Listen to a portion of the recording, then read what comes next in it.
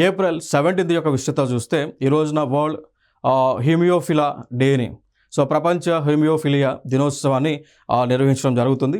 మొట్టమొదటిసారిగా దీనిని 1989లో నిర్వహించారు, 1989లో నిర్వహించారు.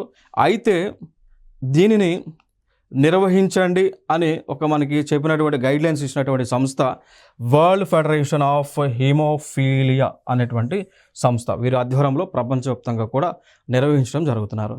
అసలు హిమోఫీలియా అంటే ఏంటి అంటే రక్తము గడ్డగట్టకపోవటము, దాన్ని హిమోఫీలియా అని పిలుస్తూ ఉంటాం. మన బాడీలో ఉన్నటువంటి రక్తము గడ్డగట్టాలి.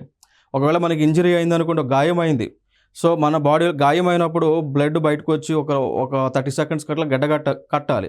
కట్టకుండా గాయమైన వెంటనే, గాయమైన తర్వాత బాడీలో ఉన్నటువంటి బ్లడ్ అంతా కూడా బయటకు వచ్చేస్తే అన్కాన్షియస్ స్టేట్లోకి వెళ్ళి మరణించడానికి ఛాన్సెస్ ఉంటాయి అన్నమాట.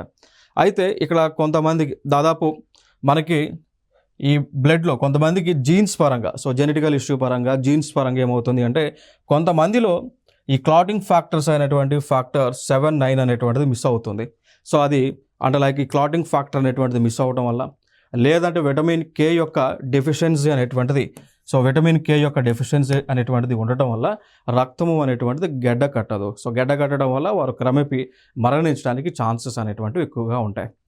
మరి వారికి సంబంధించి వారికి చేయూతనివ్వడానికి, వారికి ధైర్యాన్ని ఇవ్వాలనేటువంటి ఉద్దేశంతోనే ఈ యొక్క ఏప్రిల్ 17న ఈ యొక్క వరల్డ్ హిమోఫీలియా దినోత్సవాన్ని నిర్వహించుకోవడం జరుగుతుంది.